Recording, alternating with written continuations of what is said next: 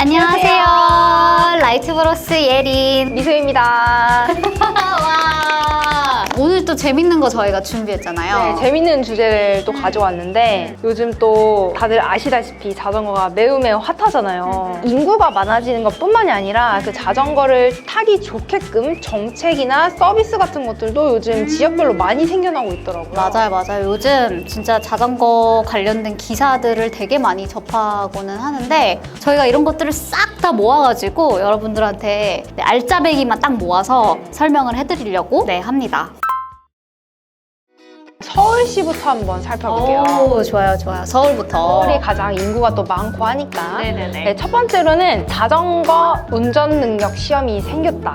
그러니까 이거 진짜 대박인 것 같아. 그러니까 자전거의 운전면허 같은 느낌인데 그쵸. 운전면허를 저희들이 시험도 보고 또 실제로 운전까지 하잖아요. 그거를 자전거도 똑같이 하는 거예요. 뭐 해야 돼요? 안전 교육을 이수해야 되고요. 네. 교통법규 그런 것들을 또 필기 시험이 있습니다. 필기 시험을 봐야 되고 그리고 곡선, 직선 뭐 이런 신호가 있는 그 시험 장소에서 또 실기 시험까지 봅니다. 근데 만약에 이 증만 가지고 있으면은 뭐 사실 누구한테 이렇게 자랑하고 다닐 것도 아니고 검사하는 것도 아니고 근데 그거 외에 더 실질적인 혜택이 주어진다고 합니다. 이제 네네. 두 번째 기사에서 보면은 네네. 자전거 운전 능력 인증제 합격 시 따릉이 요금 감면 혜택이 주어진다.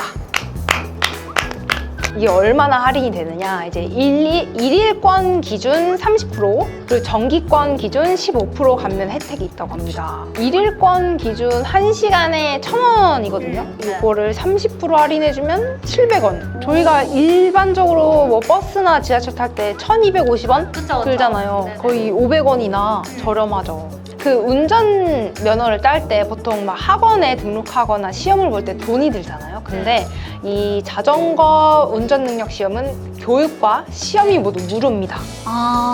무료로 받으실 수 있어요. 우리 이거 한번 곧 따러 가야죠. 궁금해요, 저는 개인적으로. 요즘에 또 코로나다 보니까 한 번에 들을 수 있는 인원이 한정돼 있어요. 그래서 앞으로 그 코로나 상황이 좀 좋아지고 하다 보면은 많은 사람들이 받으실 수 있지 않을까 네. 싶어요.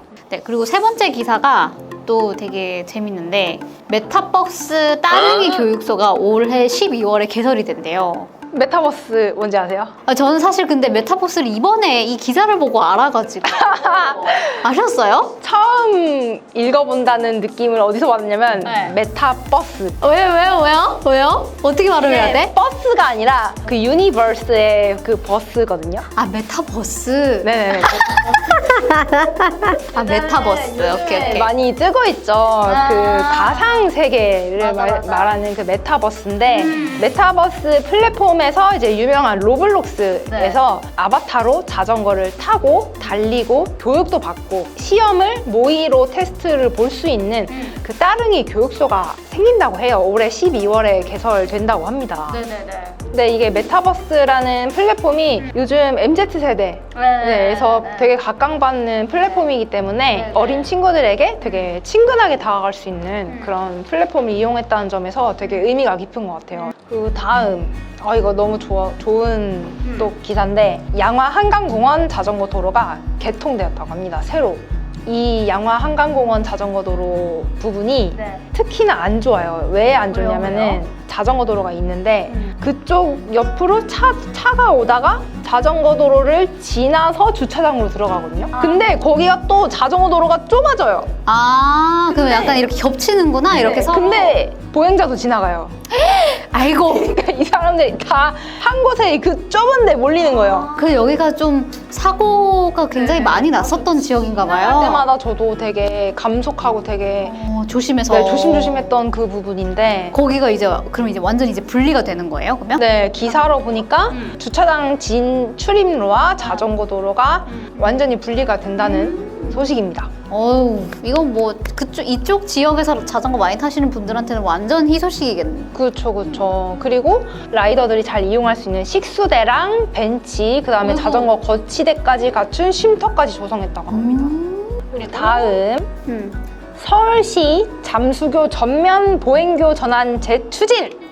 이거는 확정은 아니지만 추진하고 있다. 추진을 하려고 노력 중인 것 같은 기사인 것 같아요. 잠수교에 보면은 그 보행로가 있고 자전거 차로. 도로가 있고 차로가 있잖아요. 맞아, 맞아. 근데 여기서 차로가 없어지고 보행자와 자전거 이용자 그리고 개인용 이동장치 뭐 킥보드 그런 네네네. 것들이 다닐 수 있는 공간으로 조성된다고 합니다. 사실 저희 회사가 라이트 브라더스 서빙고 네, 쇼룸이 잠수교 바로 근처에 있어요. 그쵸, 잠수교 북단에 바로 있죠, 바로. 그래서 저희는 진짜 자주 가는 곳이잖아요. 그쵸. 네, 거기서 촬영도 정말 많이 하고 엄청 저희한테는 뭔가 되게 이렇게 의미가 있는 네, 곳이어가지고 여기가 이렇게 뭔가 좀 더 자전거 라이더들이 편하게 이렇게 탈 수 있는 뭔가 그런 공간으로 이렇게 쫙 개편이 되면은 저는 너무너무 좋을 것 같아요. 네, 지금도 자전거 하면은 딱 반포? 이렇게 네, 딱 떠오를 정도로 성지이긴 한데 만약에 이게 진짜로 된다 그러면 더 이렇게 그쵸, 더 붐업 되겠죠. 핫해지겠네요. 네, 완전 핫. 자전거 타는 사람들 진짜 많이 볼 것 같아요.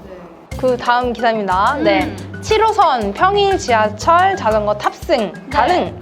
요거는 사실 작년 9월부터 시행이 돼서 알고 있었던 건이긴 해요. 저는 몰랐어요. 저는 아예 그때 미소님이 지하철은 평일에는 안 된다 그래가지고 주말만 가능하다라는 거 알고 있었는데 7호선은 평일도 승차할 수 있다라는 걸 처음 이 기사 보고 알아가지고 작년 9월부터 이제 시범적으로 해보자 해가지고 7호선만 사람이 많이 안 다니는 네. 그 시간대만 특정을 해서 가능하도록 승인을 했어요. 근데 70% 정도의 시민이 너무 좋다, 긍정적으로 받고 그리고 사고도 단 한 건도 없었다고. 지금까지요? 네. 오, 그러면은 이거 7호선뿐만 아니라 다른 노선도 네. 좀 많이 넓혀졌으면 좋겠어요. 그러게요. 그리고 광진구 서울시 광진구. 네, 서울시 광진구 재생 자전거 나눔 사업. 아이고.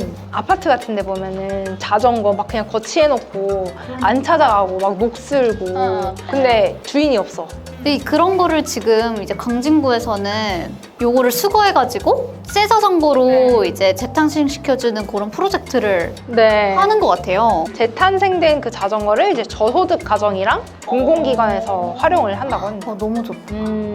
요거 이런 프로젝트는 사실 나중에 라보도 기회가 되면 이런 프로젝트에서 한번 해봐도 참여해봐도 너무 네, 너무 좋은 기회가 될 것 같아요. 그 다음 늘어나는 자전거 전국 지자체의 자전거 보험 가입 확산. 저는 이거 사실 무슨 말인지 몰랐거든요. 그러니까 자전거 보험이 있다라는 걸 알고 있는데 이걸 지자체에서 보험을 든다라는 개념을 그만큼 이제 자전거를 많이 타니까 그러니까 이 도시 차원에서 이제 보호를 한다라는 거잖아요. 예전에는 이제 자전거 많이 타기 시작하면서 개인이 가입하는 경우가 대부분이었는데 이제는 그 시가 단체 보험을 이제 드는 거예요. 그래서 우리 시에 사는 사람들은 우리가 들어준다. 네, 그런 건데 서울은 노원구를 시작해서 뭐 서초구, 서대문구 해서 13개 구 하고 있고 경기도에는 성남시, 고양시 포함해서 28개 뭐 포항이나 안동, 익산, 강릉 이런 데도 지금 올해 가입 예정이라고 합니다. 뭐 중구 있으려나? 저 중구에 사는데. 저는 성북구인데 아직 없더라고요. 성북구 좀 힘내주세요, 성북구. 지역마다 일부 차이가 있지만 자전거 사고를 당하면 20에서 60만 원 위로금을 받고 네네. 사망이나 후유 장애 시 최대 1,000만 원까지 제공한다. 그리고 이제 서울시 또 축하 소식이 하나 생겼죠. 그쵸.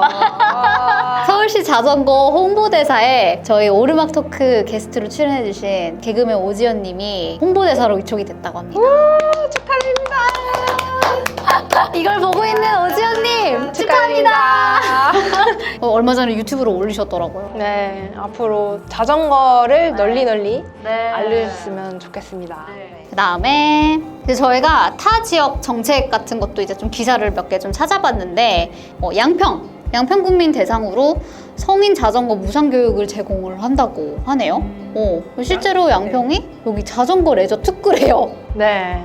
양평이 실제로 뭐 두물머리도 있고 남한강 자전거길도 있고 해서 자전거 인프라가 되게 잘 돼 있는 곳인데 이쪽에서도 역시나 자전거 레저 특구라는 이름에 무색하지 않게 이렇게 이런 교육을 제공한다고 합니다. 저희도 뮤상이니까 한번 관심 있으신 분들은 한번 살펴보셔도 될 것 같고요. 또 이것도 되게 재밌어요. 지금 경기도를 원형으로 순환할 수 있는 자전거 도로가 2022년 완공이 된다고 하는데 그거를 이제 지금 중간에 비는 부분이 있나 봐요. 네, 지금 경기도 동남쪽에 그 용인이랑 여주, 이천 있는 그쪽에 자전거 길이 있긴 한데 이게 중간중간 끊겨 있다고 해요. 그게 왜 내년에 완공이 되면은 이제 경기도를 한 바퀴 쭉 이렇게 돌 수 있는 그 뚜르드 경기도 코스가 이제 완성이 되는 거죠. 오, 이거는 무조건 라보에서 한번 다녀와요. 네, 완공되면 제일 먼저 가보는 거예요. 그리고 충남이 자전거 친화적 도시를 구축하겠다고 선포를 했대요. 공공자전거를 도입하는 거는